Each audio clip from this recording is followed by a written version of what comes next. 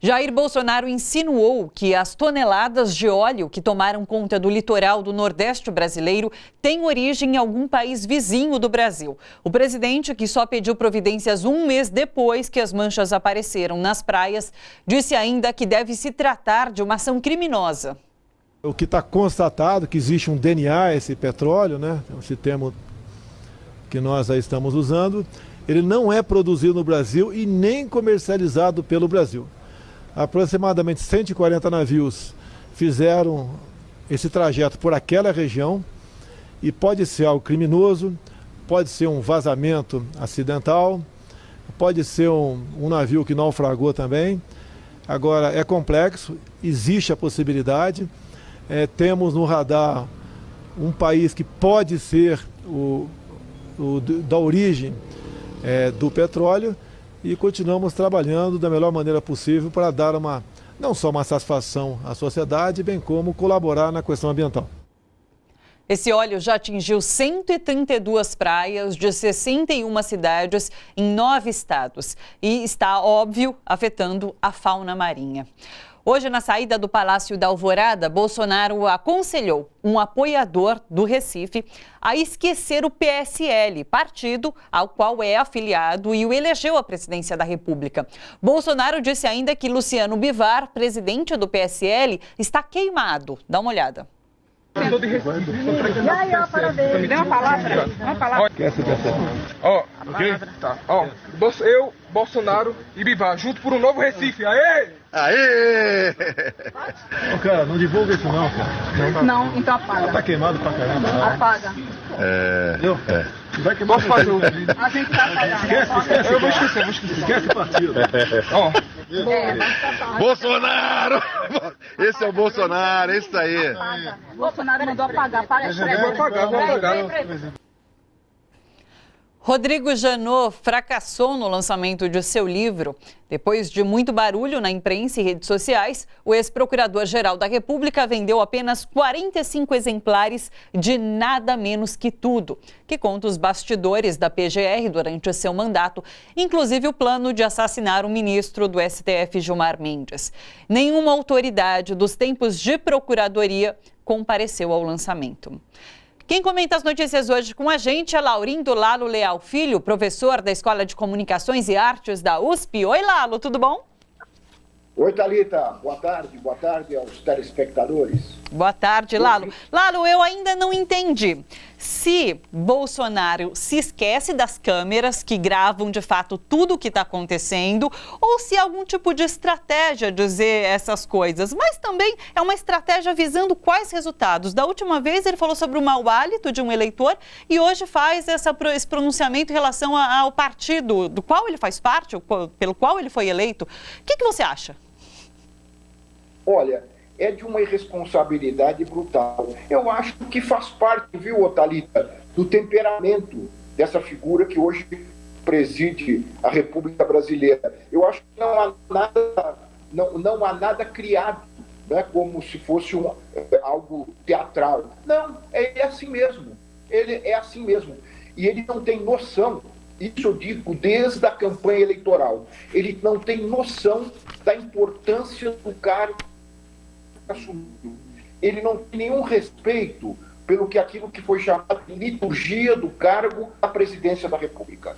Claro que é interessante você ter um presidente da República que se comunique com a população, que seja espontâneo, mas não dessa forma como faz o atual presidente da República. Nessa abertura do programa, você fez 2 menções a 2 atos de responsabilidade.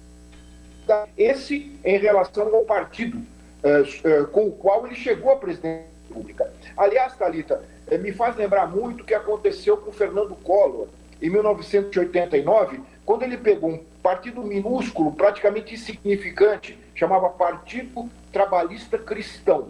Era um partido inexpressivo. Ele transformou aquele partido em PRN, Partido da Reconstrução Nacional. Foi eleito por esse partido, fez uma bancada razoável, semelhante a essa que o Bolsonaro fez, e depois o partido acabou voltando à sua insignificância com o impeachment do então presidente Collor. Parece que a história se repete. o PSL, Thalita, telespectadores, não é um partido, é um ajuntamento de pessoas que perceberam que havia, através da candidatura do Bolsonaro, a possibilidade de chegar ao poder da República e ocupar espaços importantes na máquina política e administrativa brasileira. Portanto, só para deixar claro, como ele é falso, ele foi falso na sua construção, ele será facilmente destruído, porque não tem base, não tem enraizamento na sociedade. Foi um partido criado oportunisticamente. E é isso que está acontecendo agora. Já que se você me permite, já que você fez duas menções ao Bolsonaro, e eu falei de duas irresponsabilidades, essa em relação ao partido. E a outra é em relação a essa questão do óleo. Como é que um presidente da República insinua que um país vizinho pode... Eu fico imaginando que tipo de mecanismo, e claro que ele está falando da Venezuela, tem que dar o nome às coisas, ele está falando da Venezuela. Eu fico pensando que mecanismo que a Venezuela teria para concentrar uma guerra de petróleo, né? Em vez de mandar bombas, mandaria blocos de petróleo, pelo menos placas de petróleo que a gente viu lá nas praias, direcionadas à costa brasileira. Olha, esse vazamento ocorreu há 30 dias. Há 30 dias não foi tomada nenhuma providência. Depois de 30 dias, o presidente da República solta esse tipo de comentário. Nós estamos na mão de... Eu tenho que dizer isso, nas mãos de um irresponsável. E essas falas só comprovam isso, Thalita. Porque, como você bem disse, ele não falou sobre a possibilidade de um acidente, ele falou num ato criminoso. Sim, que poderia ser feito ou através de navios ou diretamente por um país vizinho. Qual é o único produtor de petróleo que existe na nossa região, além do Brasil? É a Venezuela, né? E ele estava se referindo exatamente à Venezuela. É uma irresponsabilidade, sem nenhum dado. Aliás, não é essa a única informação. Você mencionou aí várias outras falas que ele dá ali quando ele sai do Palácio da Alvorada, que ele fala qualquer coisa que lhe vem à cabeça, sem nenhum dado concreto. Né? É uma irresponsabilidade. O Brasil corre riscos, porque ele já criou animosidade com vários países do mundo, né? Por causa dessas falas irresponsáveis, sem nenhum tipo de dado concreto a sustentá-las.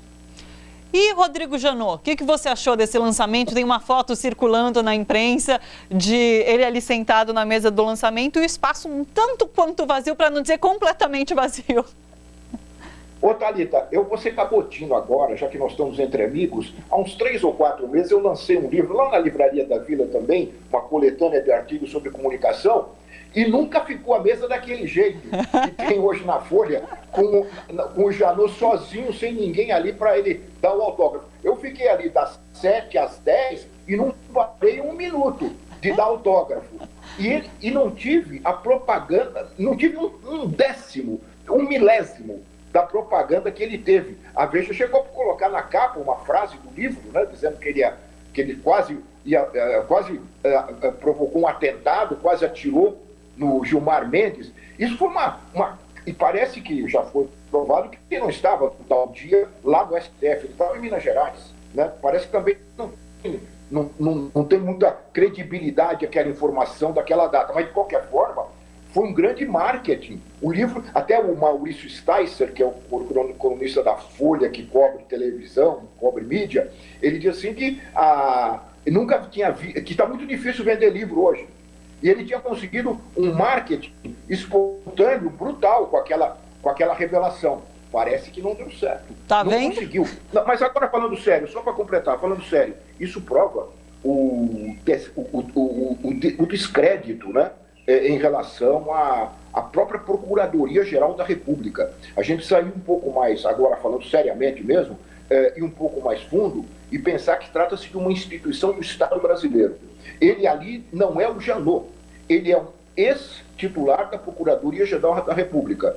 E essa situação que ele criou com esse livro, com essas declarações, e agora com o vexame desse lançamento, mostram que nem os próprios pares dele, os procuradores, estavam presentes ontem lá e, portanto, não respaldam esse tipo de atitude que também é irresponsável. Nós estamos cercados de irresponsáveis. O Janot foi irresponsável em relação a isso. Totalmente, e certeiro no seu comentário. Lalo, muito obrigada pela participação. Olha só, você que curte a TVT e quer contribuir com a gente para que a nossa programação chegue cada vez mais longe, se inscreva no nosso canal do YouTube /Rede TVT e torne-se membro. Ou então faça a sua contribuição em nosso Catarse. É só acessar catarse.me/TVT. A gente agradece.